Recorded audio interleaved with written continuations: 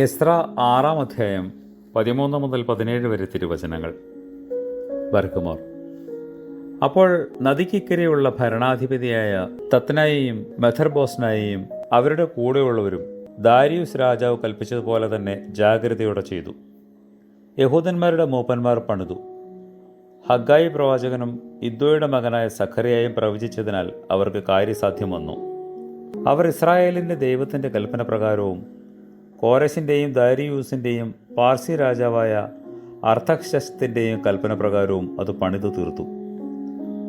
ദാരിയൂസ് രാജാവിൻ്റെ വാഴ്ചയുടെ 6-ാം ആണ്ടിൽ ഓദോർ മാസം 3-ാം തീയതി ഈ ആലയം പണിതു തീർന്നു. ഇസ്രായേൽ മക്കളും പുരോഹിതന്മാരും ലേവ്യരും പ്രവാസികളും സന്തോഷത്തോടെ ഈ ദൈവാലയത്തിൻ്റെ പ്രതിഷ്ഠ കഴിച്ചു. ഈ ദൈവാലയത്തിൻ്റെ പ്രതിഷ്ഠയ്ക്ക് 100 കാളയെയും 200 ആട്ടുകൊറ്റനെയും 400 കുഞ്ഞാടിനെയും ഇസ്രായേൽ ഗോത്രങ്ങളുടെ എണ്ണപ്രകാരം എല്ലാ ഇസ്രായേലിനും വേണ്ടി പാപയാഗത്തിനായി 12 വെള്ളാട്ടുകുറ്റനെയും യാഗം കഴിച്ചു. കർത്താവേ, നിന്റെ ശരണത്തിന്മേൽ മരിച്ചു പോയിരിക്കുന്ന സകല മരിച്ചവരെയും മുഖപ്രസാദത്തിനും നിന്റെ രാജ്യത്തിലെ ആനന്ദത്തിനും യോഗ്യരാക്കി തീർക്കണമേ. ആമേൻ.